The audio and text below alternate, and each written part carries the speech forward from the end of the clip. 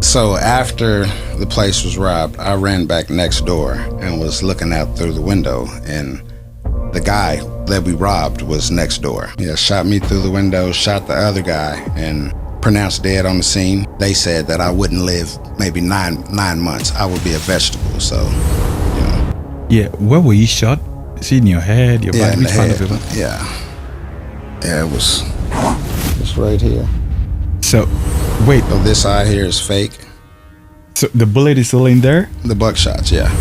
What was going on when you was in coma? Yeah, I seen, well... What did you saw? I'm curious. Right after the shot, when I was supposedly pronounced dead. To me, my experience was I was basically on a gurney flying down the street, right? Yeah. And there was millions of smoke-figured people chasing me. And there was the devil and two ladies. So how does the devil look like? Hold on, right? They depict the devil as a black person. No. How was the devil He looking was like? A red person, completely red. How red? Like red, like this cup red. Really? Like red, yes. Does he have horns? Yes. Horns, tail, everything. Yes. Does he spit fire or what? No. He walks past and turns into a clown. Really? Does he look like a human? The clown does. The clown does. Alright. Good morning, good afternoon, good evening, wherever you watching us from around the world. Yeah. Okay. You watching 101 with Kate for podcast with your host and friend Kenna the Greatest.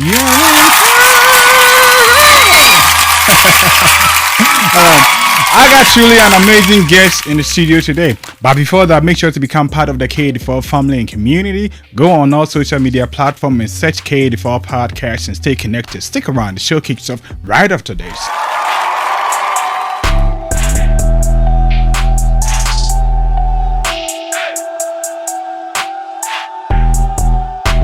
It's KKATL, turn up, it's official.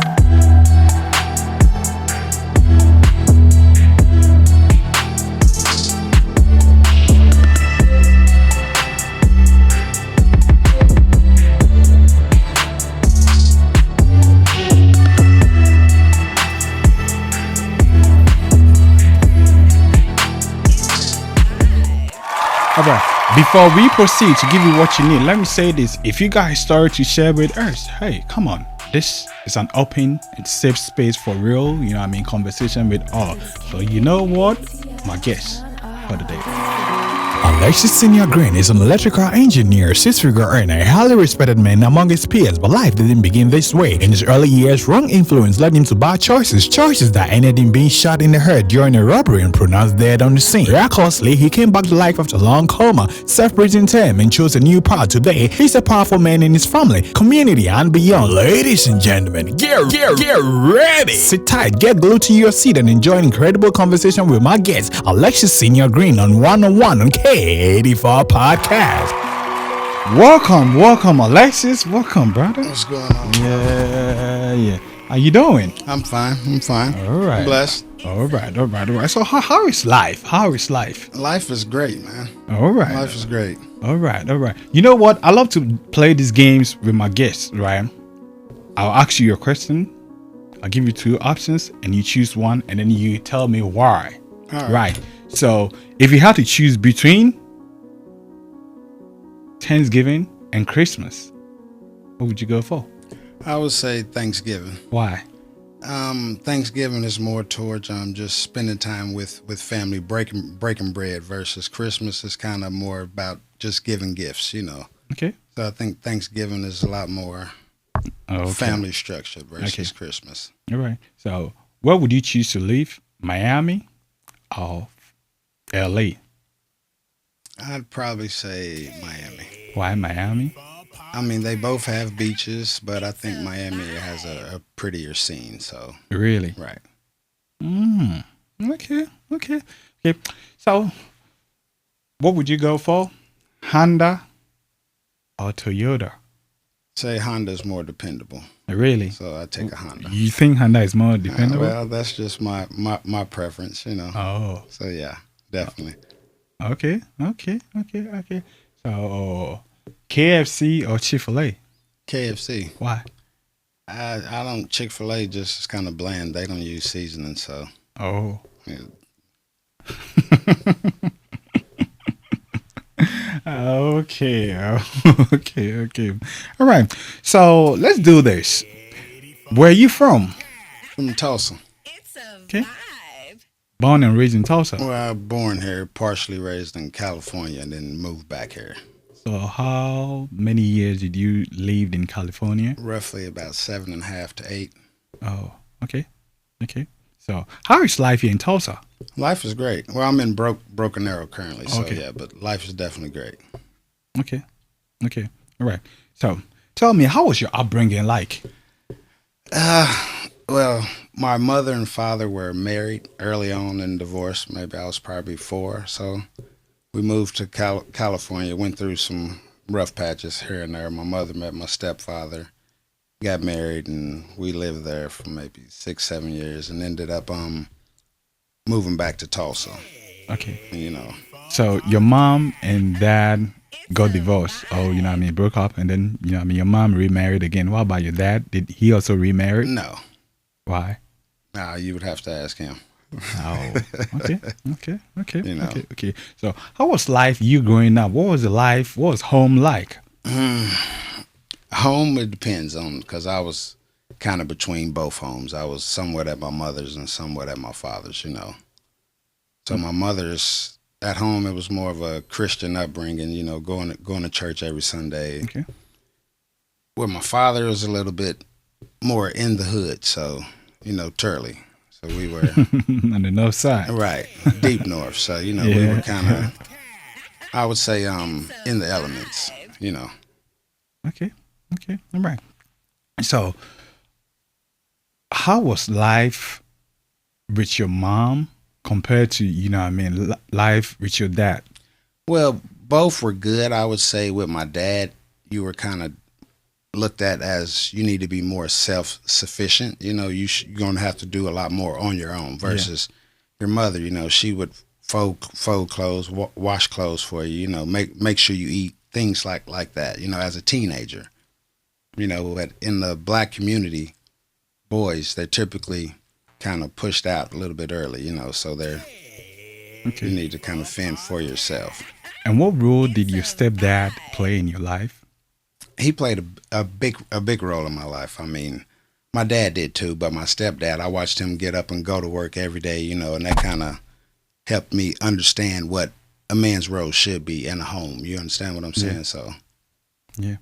So at a point in your life growing up, were you taking advantage of the situation because, hey, you could jump on different boats Yeah. or shit? Like, hey, I could turn to my dad's side if I want to do bad, or I could turn to my mom's side if I want to do bad. Were you taking advantage of that whole situation? I mean, at the time, I probably was doing that, but I wasn't thinking that. I was more just worried about me, a little bit self-centered, I'd say. You know, I wasn't concerned with what anybody else thought. It was all about me back then. So, Yeah. So take us back when you were 17, right? If you could remember what happened.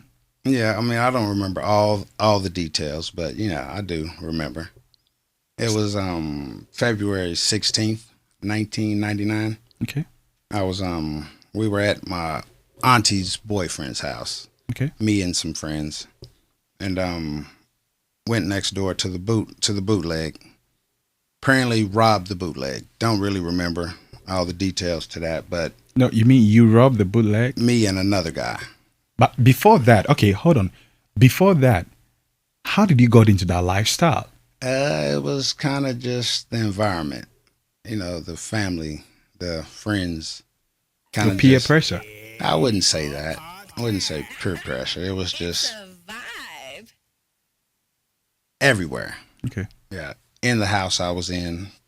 Was it your dad's house or your mom's house? My dad's, my aunties, just homeboys here and there, Okay. Yeah. So, okay, you got there And how did it? Before that, who first came up with the idea that hey, let us go rob this place or I what? really don't remember that. I don't remember having a discussion before that to go over there and rob it. You know what I mean? But when we got over there, that's what happened. Okay. And then what happened that day? Who shot you? So after the place was robbed, I ran back next door and was looking out through the window, and the guy that we robbed was next door. He shot me through the window.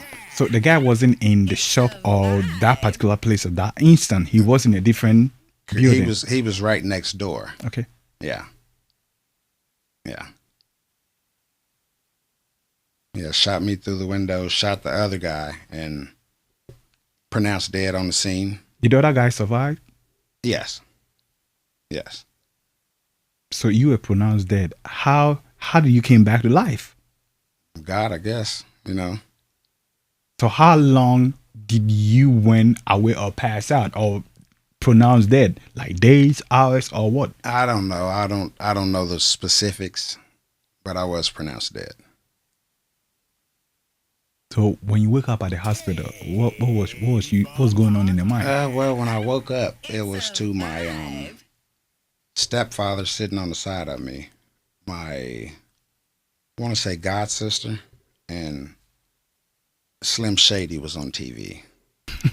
So, you know, I was a little bit confused as, you know, what year or time it was, but I still knew who the president was, who my mother was, you know, and yeah. But even after then, they said that I wouldn't live maybe nine months. I would be a vegetable. So, you know. Yeah, where were you shot? Is it in your head, your body? In the Which part head. of it? Yeah, it was this right here. So, wait, did the bullet went through it or just how? It was a buckshot. It was a 20 gauge. Oh. Yeah. A vibe. So this eye here is fake. So the bullet is still in there? The buckshots, yeah. Do you sometimes feel pain or you know what I mean? No pain or nothing. No, I'm fine. Do you recall seeing anything like they say afterlife? I've not been there. I don't know what did you see. What did you saw? What was going on when you was in coma? Yeah, I seen. Well, What did you saw? I'm after, curious. right after the shot, when I was supposedly pronounced dead. To me, my experience was I was basically on a gurney, flying down the street, right? Yeah. And there was millions of smoke-figured people chasing me. Smoked figures? It's like just clear people, smoke-figured people. That's the best way that I can, like this table. Yeah. Clear like this, but chasing me, trying to take me with them. That's scary. Yeah. So was you fighting them or what? No, It's a vibe. the cart was going. Technically, I was in the back of the ambulance, but to me, it was just a gurney. And these people are chasing me. Dang. So aside from that, what else did you saw?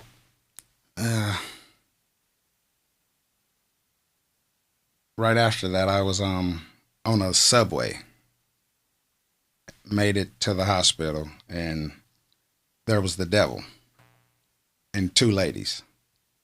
So how does the devil look like? Hold on, right? They depict the devil as a black person. No. How was the devil He looking was like? a red person, completely red. How red? Like red, like Like this cup red. really? Like red, yes. Does he has horns? Yes. All of Horns, tail, everything. Yes. that? Does he spit fire or what? No. He walks past and turns into a clown. Really? Does he look like a human? The clown does. The clown does.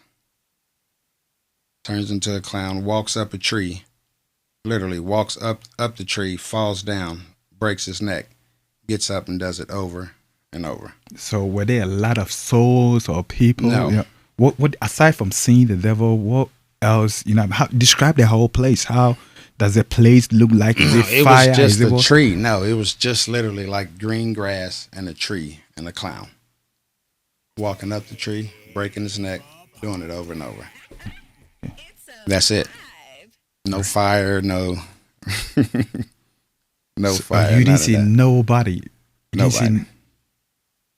and then did the devil talk or speak or say something? No. Other than the smoke figured spirits, creatures, or whatever they were trying to take me. Nothing else like spiritually happened like that. I did see my daughter. She wasn't born yet. I did see her. Wait, how your daughter wasn't born yet? You were She 17. wasn't Your born daughter. yet. So how did you saw? When What was she doing there? When I was in the coma, I seen my daughter.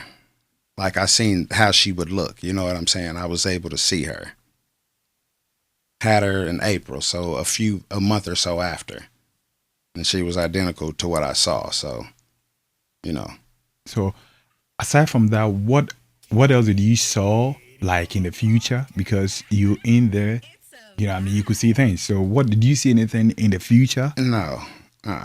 When I was in I believe it was more of the adrenaline rush from me being shot in the brain and not knowing what was actually going on. You know, I was hallucinating maybe, you know, and I think it was right after I came out of surgery is when I seen the devil or whatever. So it could have been drugs. I mean, I don't know.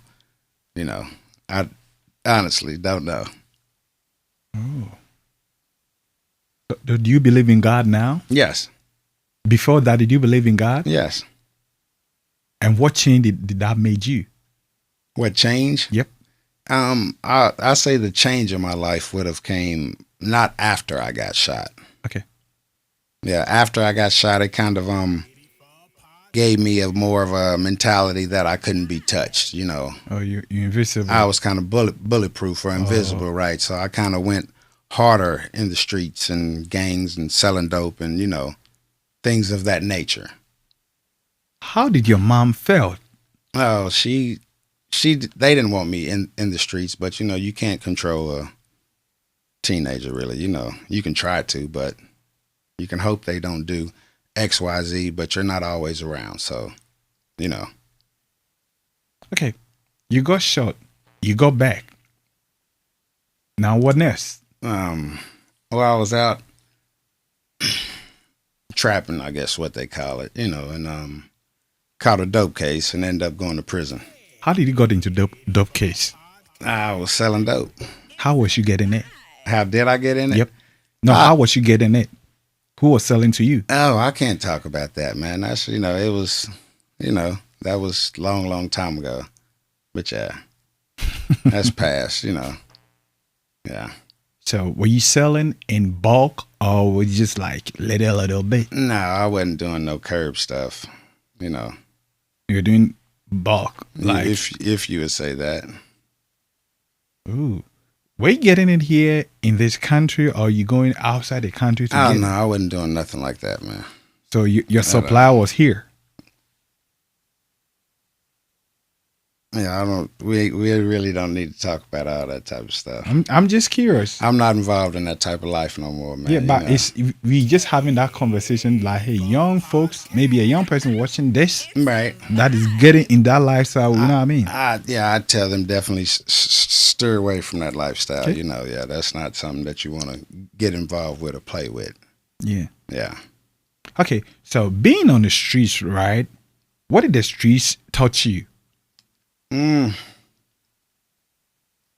Well, you know, some people they play by rules, but in the streets it's really no rules. It's every man for themselves. So you got to be real careful out there. You know, if you're in that type of game. You know. Did anybody snitch on you while you was on the streets? Yeah. Were they friends or people like you've been good to or just regular, you know what I mean? Yeah. Yeah. And then how did you find out? It's a vibe. We don't need to talk about that either. Oh, we're just having a conversation. I understand. I understand. So when you find out, what did you do? I was locked up. No, when you find out that, hey, this person snitched on me, what did you do? I was gone already. When you came back, what did you do? Nothing. You just let the person slide? Nothing, yeah. Just forgive? Yeah. When you went to prison, was you a Christian? Was you like a deep-rooted Christian or what? No. I was involved in the politics and you know that life. Yeah, but being in prison and being away from my children and not being able to protect them and provide for them. That's what changed me, made me want to take a different route in life. I didn't want them to go through the same shit I went through or experience the same stuff or be in the same environment or any of that I've been through. So, Yeah. At what age did you went to prison? I think it was 19, 19? 20. Yeah. 19 years? Yeah. 19 years old or 20. Dang. Yeah. Oh, how many years did you spend in prison? Like 4.5. 4.5. Yeah. So you came back at 23. 07. Yeah. 23. Ooh. And when you came back, what has changed? Well, I changed. I went to college twice and, got married, had a business for a little while, not married anymore, but, still blessed. Okay. Still doing great. So.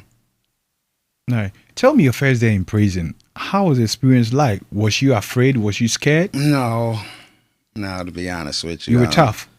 It wasn't even about tough, man. I knew mostly everybody in there. How?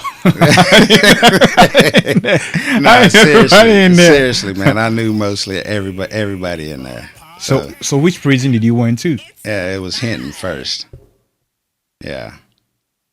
Was at Hinton for about two years and got moved to Holdenville. Yeah, then discharged from Cushing. Okay. So it was like a reunion with the people you knew? Yeah, from childhood days and stuff, So how did it turn out to be? Were you guys always partying or were you guys always trying to, I want to know your experience, you know what I mean? I'm going to say it's still prison because you're away from family, but you know what I'm saying? When you know a lot of people in there, it kind of make time easier. You know what I mean? Yeah. Yeah. Yeah. So, how was every day-to-day life in there like? Wake up, go to whatever class or program you're in, you know what I'm saying? Get out, go to the weight pile, work out, make a spread after, go, watch the game, TV, go to bed. It's pretty much, Did you ever got in trouble once you was in there? No. Okay, you tell me some experiences you witnessed or saw, like because I know that there's gangs in there, people getting stabbed, people doing all sort of crazy stuff. Tell me some of experience, you saw over there. Well, I seen a lot of stuff over there. People get hurt, and but I don't want to get into detail about that. We still want to know I'm learning from your story. Every day is a learning, you know what I mean. And then I know people watching this will also learn something. So at least it kind of like help us because our stories, our life experience, supposed to guide us. Right. So I'd say if somebody is on their way to prison or going to prison, don't call anybody bitch, punk, and any type of stuff that to disrespect them unless you're ready to get killed or be killed. You know what I mean? If people get killed in there? Yeah. How do they get weapons or, stuff? Or just fight or they'll beat you to death or what? How? I mean, you can make anything into a weapon. For real? Anything, a cup, this plate, How was your mental state of mind whilst you were locked up? I'd say I tried to make sure that I didn't become institutionalized. I seen guys fighting over like 20-cent Roman noodles, ready to kill each other behind Snickers and stuff like that. I just tried to make sure I never got to that mentality. I was getting home soon, so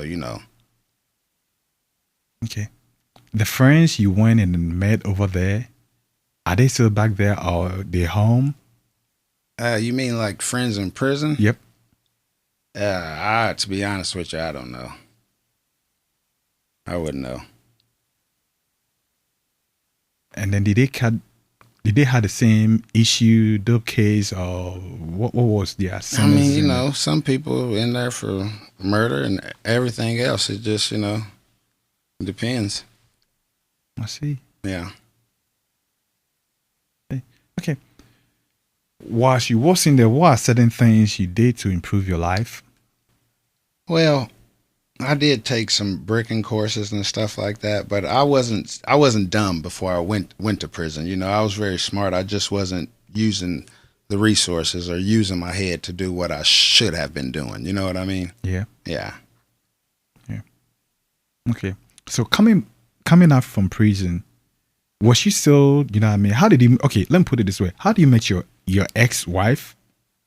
How did I meet her? Yep. Oh, it was it's okay. My sister has babies by her younger brother, and I met her at a birthday party. Was it before you went to prison or after? After. Okay. After. Okay. Yeah. All right. So you got married for how long? 13 years. And then what caused the divorce?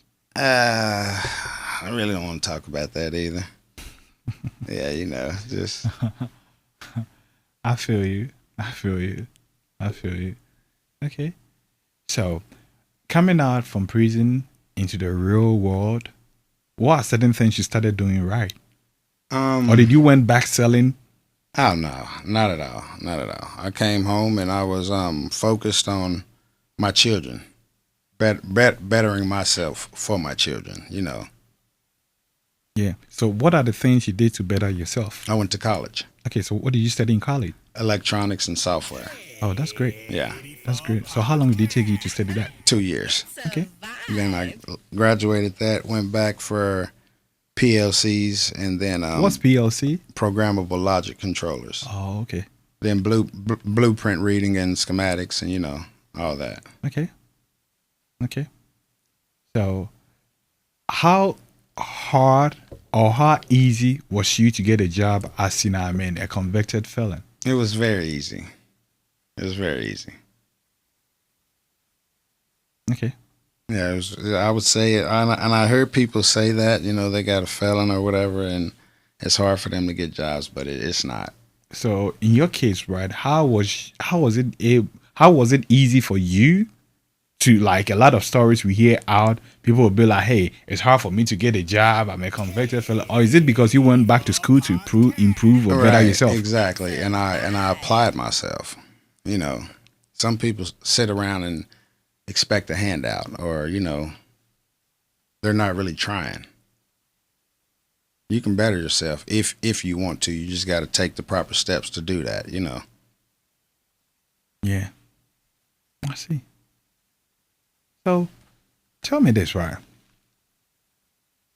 What structures have you placed or have you put in places to help your kids not turn the same path that you did when you was at their age?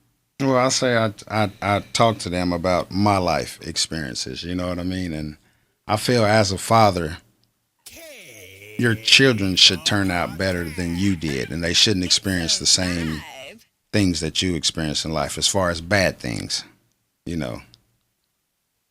So, you know, just sharing my experience in life with them, you know, they kind of understand what I'm saying to them. You know what I mean? Yeah.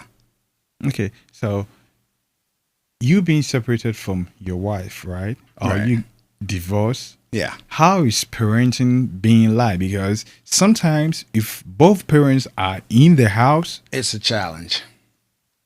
It's a challenge. Yeah. It's definitely a challenge. cool. Are you not getting full, you know, I mean, access to the kids? Oh, yeah, definitely. So how is it a challenge? It's just because, you know, children are smart, and they learn to play parents against each other. You know what I mean? So, you know, or if the discipline is not the same in one home versus the other, you know, the child will pick up on that and kind of play to that favor. You know. Okay.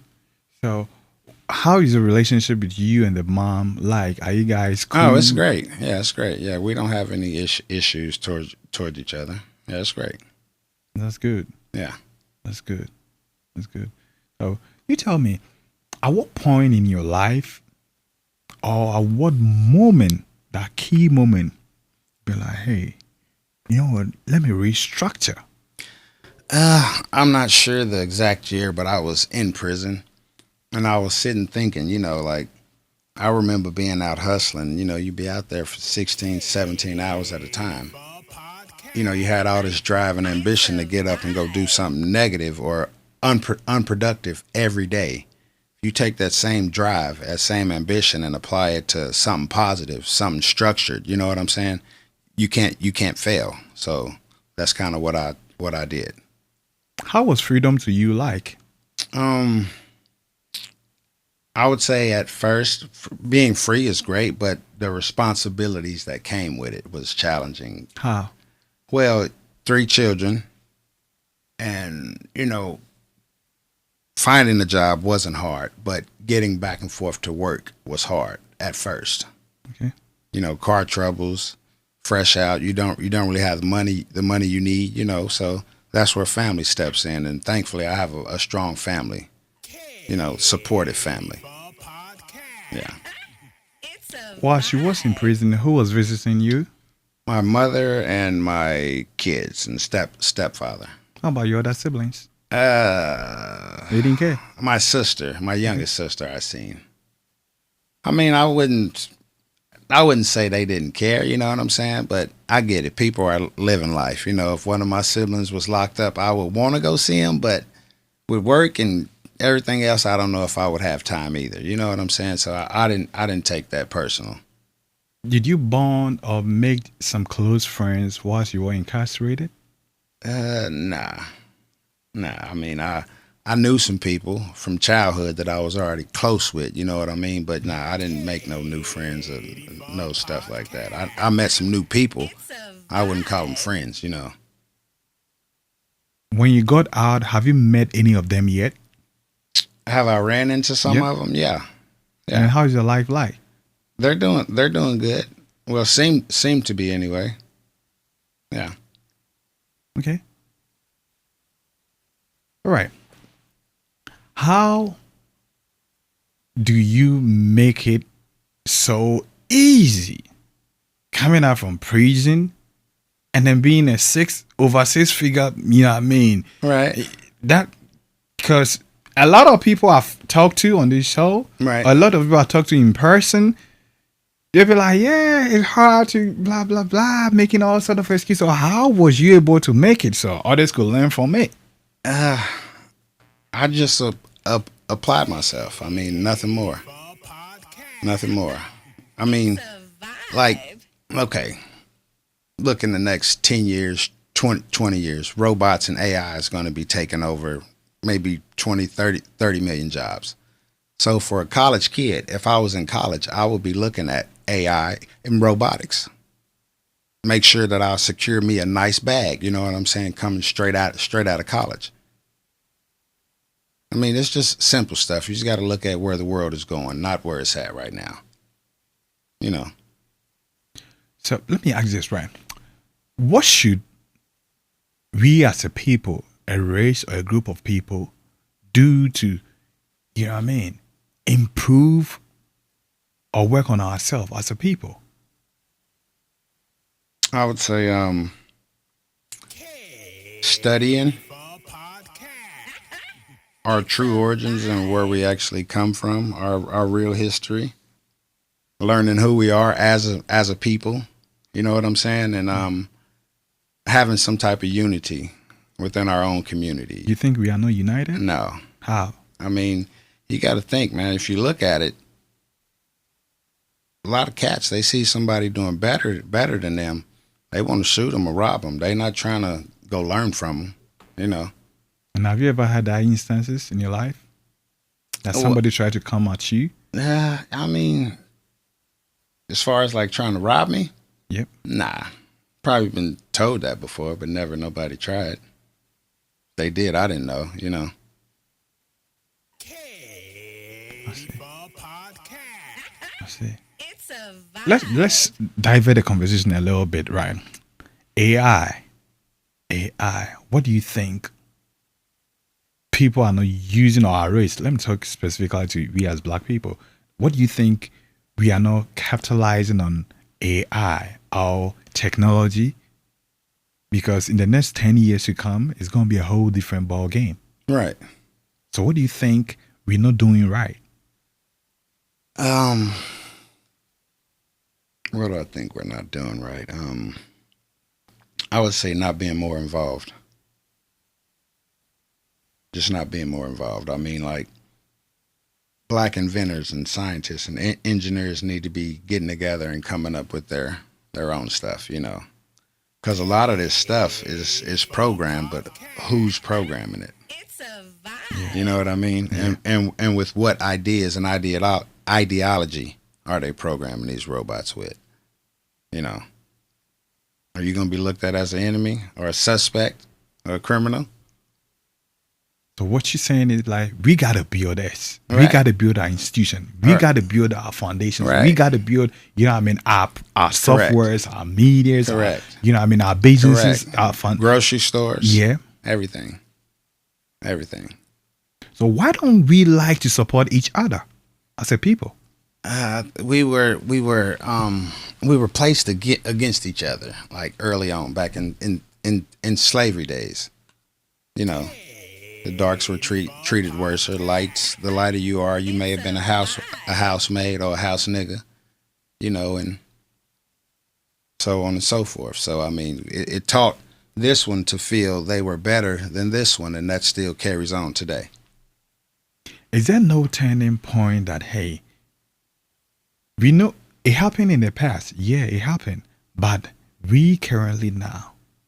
Okay, I know my weakness. You know your weakness. Why don't we put it all on the table and be like, hey, how do we help each other grow and be better? Because if we do that, our community will elevate. True.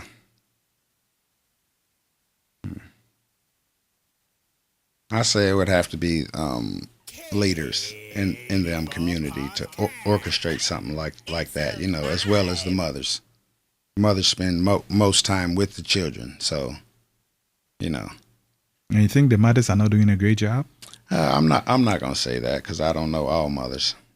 Yeah, I'm not here to speak on what. Yeah. I see. So, what advices would you give like the younger generation coming up? I would say, listen to your parents. When your parents speak to you, they're speaking from experience and out of love. It's not to be spiteful or hateful. You know what I'm saying? They see you going down a path or doing something that can affect your life or the road that you're, should be going on. So when they speak to you, listen to them and take heed to what your parents are saying. Because there's always signs before destruction. Yeah. Yeah. Why? Just, we live in a world now, you can't, discipline a kid. Right. Right. Because without discipline, there's no way you shape up being a better person. Because, mind you, when I was a kid, I got disciplined, I got checked. Right. But now, nobody could check, Nah. So, if there's no discipline, how do we raise, the next future leaders, the next engineers, the next, doctors, the next leaders, the next, entrepreneurs? I mean, my father didn't always beat us. When we acted up at times, he may pull out a notepad of paper, 200 sheets, and you got to write sentences front to back. I would rather get a whooping versus sit down for 2 days, 4 days writing these sentences. So, if we were creative with the way we punish our children versus just beating them No, it's not even about beating or right? whooping them, It's not even about whooping or Right. beating. But like, even let's say, right, you see a kid out there doing something wrong. You can't even tell, hey, stop what you're doing. You can't even say nothing to, Yeah, you might get shot. So Right. in that, if this is the case, how do we build as a people? It starts at home. That's what I'm saying. It starts at Because home. we don't have the village type of like, hey, you know Right. what? I check your kid, you check my kid. Because Right. if your kid turn out being wrong, then he or she will come rob me or disrespect me. Right. You know what I mean? So I'm like, how do we come together? Well, back in the 70s and 60s, parents were okay with Miss Margaret down the street disciplining their child or correcting them in public, but today it's different. So again, until the parents change, it ain't gonna ever change. But you Do you think we're losing ourselves as a people? close. How close? Well, at the way things are going, we can't discipline the children, and so it's hard to redirect them in life. You know what I mean? So they're kind of being raised by social media, school, and their experiences in life. Let's see. All right, let's get into your job, right? What you do. Oh, I'm a electrical maintenance lead. Okay, so what does electrical maintenance lead does? Troubleshoot electronics, mechanical things, hydraulics, pneumatics. I mean, pretty much machinery. If it breaks down, I fix it. If it has electrical issues, I fix it. Was this something you're passionate about? I've always had a knack for working on electronics and stuff since a childhood. So Okay. yeah. Okay. What are some challenges you face, on your job, field? None. Really? None. Yeah. So you're a pro. I would say that my biggest challenge is I work too much. Oh, you're a workaholic. Yeah. I see. Yeah. I see. How long have you been doing, what you do At this place or just in general? in general? It's been about 14, 15 years. Yeah. Wow. Wow. If somebody's watching this interview, right, and the person want to take the same path that you took to, where you are now, what are the steps, I would say get enrolled in either an electrician course, an electronics technician course, and also a PLC 5000s course. Yeah, and you could start off making some really, really good money, life-changing money. Okay. Yeah. Okay. So in your field, are there more women in your field? No, men. Why is that? I mean, I guess because it's dirty at times. I mean, I don't know. Meaning, more ladies don't want to do the dirty job. I don't know the numbers on that. I don't. Okay, so just watch. Tell me if I'm wrong or right. Usually, when a building is getting put up, right, you guys will go in there, install all the electrical, gears, wiring before everything. Yeah, conduit wiring. Yeah. Well, how do you know which electrical, cable to put here and not to put? The colors. Okay, break it down. I see red, I see blue and green. What does Green is ground. That's potential earth. Red is going to be a hot. Black is going to be a hot. White's going to be a neutral. But that's in like commercial and residential. You get into more machinery, you could have 1,000 different colors of wires. So, it just kind of depends on the beast that you're working with. Is it mind draining doing what you do? No. Troubleshooting is fun. Really? Yeah. Okay. How do some buildings catch fire? It's a vibe. So let's say like the breaker, right? Yeah. Let's say that breaker didn't trip and it's rated for 20 amps, but it's pulling 26 amps and the breaker is melted. So it won't trip to cut the power off. So what it's going to do is it's going to heat up the wire and burn up. And then the wire is going to catch the building or the house on fire because the breaker was faulty and would not trip. Oh. All right. What are certain checks, Okay, let's say if I don't know nothing about this whole, field, what are certain basic things I should know as a person? Basic things you should know as a Yeah. person. Treat people as you want to be treated. I would say have some type of integrity about yourself. It's a vibe. And some type of communication or social skills, and also have some type of accountability, self accountability. You think currently people, people that hold themselves accountable, because people be like, I don't care. Well, a lot of people don't, because they wasn't raised being held accountable, or so. When you come across people who don't have any sense of accountability, how do you go about people of that sort? You can try to communicate that with them, but if a person's not willing to receive that, you can't force it on them. So I see. How is a typical day in your life like? From morning to night or sundown? How is a typical day in your life like? I get up probably around 8 a.m. Maybe shower, feed my dogs, sit around for a little bit. I go into work around noon. Oh. Yeah, and there till about 10 p.m. and get off, go home, sleep, wake up, and do it over 7 days a week. So wait, you work a lot. How about your family? Well, my kids are grown, so yeah, Okay. yeah. I see. So did any of your kids took, your part, like, in electrical engineering? No.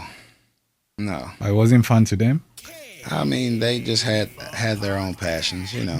It's a vibe. Yeah. I see. So are you a grandfather yet? Yes, I have a grandson. He's 5. That's awesome. Yeah. That's awesome. Yeah. So how are you enjoying being a grandpa? I enjoy it, man. But again, I work so much, I don't get to spend the type of time with them. But you gotta make it look. that I would like to. Right, exactly. Yeah. I see. I mean, if you had to relive life again, right? What would you do? If you had a chance, start all afresh, what would you do?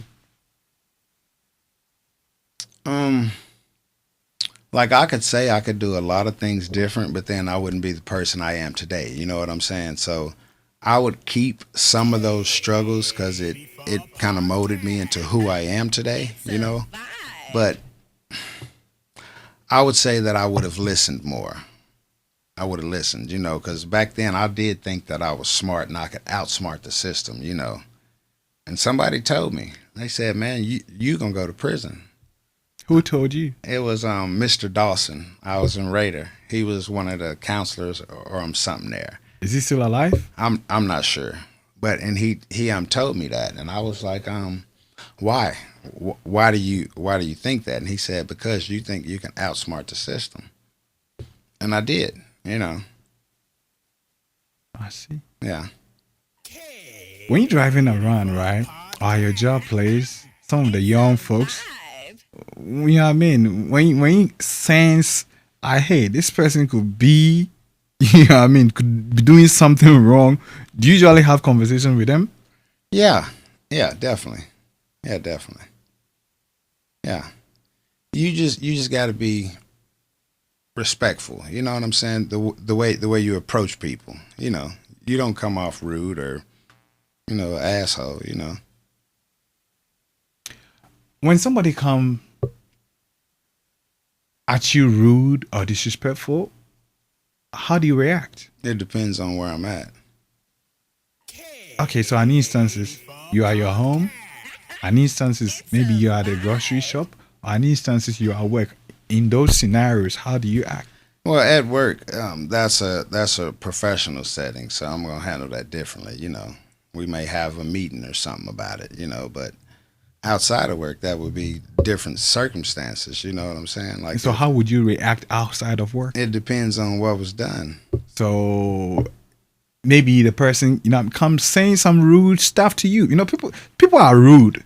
You know what I mean? So in that instances, what are you gonna do? Are you gonna let it? I mean, I just ignore people. Is this person just like venting and saying how they feel about me, or are they being like disrespectful and threatening? You know what I'm saying? Are they coming at me trying to get down? You know what I'm saying? Are they trying to fight, or are they just? So if he or she's trying to fight, then we can do that. Yeah, I'm not gonna start it, but I'll finish it. You know what I mean? So you didn't let it go? Start it. Nah. You didn't let it go? Nah, if somebody come up to you trying to hurt you, you gonna let it go? I'll just have, you know what I mean? I'll just leave I'm the not same. gonna go start nothing. I'm not the one to go around picking on nobody or starting nothing. But yeah, I'm not gonna tolerate no bullshit neither.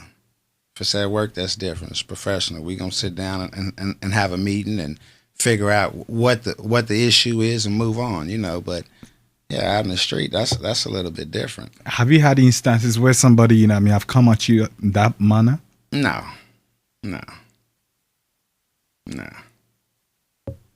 Okay. How is your spiritual life currently like? It could be better. How could it be better? I'd say I could spend more time meditating and focusing on me, you know what I'm saying, versus giving so much to the world. Okay. Yeah. I see you let your work consume all of you. Somewhat. Yeah, somewhat. But you love the money. Yeah, I mean, you know, got bills. Yeah, but you, man, come on, you there. Yeah, You're not middle class. No, you're not middle class. You know, so you could chillax a little bit. Well, you know, I mean, you got to get ahead. Yeah, you know. That's true. Yeah, that's true. That's true. Okay, all right. So let's wrap up this conversation real quick, right? In your life, tell me your perspective in life in general now, at this age and level you are in life. Man, right now, I would say that my youngest son is 16, so I'm really close to, I ain't gonna say being done raising him, because I'm still be a father, but you know, he's almost there, and I can focus more just on being where I need to be, where I feel I need to be in life. Anyway, you know, I feel I'm doing great, but I had certain goals that I had set up for myself, and I'm not gonna say I fell short, because I've completed maybe 90% of them, but I need to have my own company right now. You know what I'm saying? Yeah, sure, you should, because right. you the knowledge you have, the in-depth, you know, because you came in here a little bit of stuff like I didn't know nothing, and we're having some issue like electrical, and then you're like, hey, do this. I'm like, ooh, right, damn, how did he? Right, you know what I mean, right. Yeah. So I mean, you know, and I have had my own company, but you know, it's timing. Timing is everything right now. So you know. Okay. All right, Alexis. You know what I mean? Thank you for having you on this episode. Yes, and I've sir. learned a lot from you just coming in here today. Yes, sir. And then pinpoint, okay, hey, this that I'm like, oh, I know nothing about it, but hey, thank you very much. You know what I mean, brother? Yes, sir. I appreciate you for coming on to share your story. And then hey, we're gonna have you back again, you know what I mean, on that episode. All right, boss. Okay, all right, folks. It was a great conversation with my brother from another mother, Alexis. You know what I mean? I've learned a lot, and I always keep on saying, I always love to learn. Knowledge is key. You know what I mean? Knowledge is key, and I'm never gonna stop. And I know you two watching this, never gonna stop learning. So hey, thank you very much for spending your quality time with us on this episode. I've been your host and friend, Kenna the Greatest. Catch you on that episode. Bye-bye.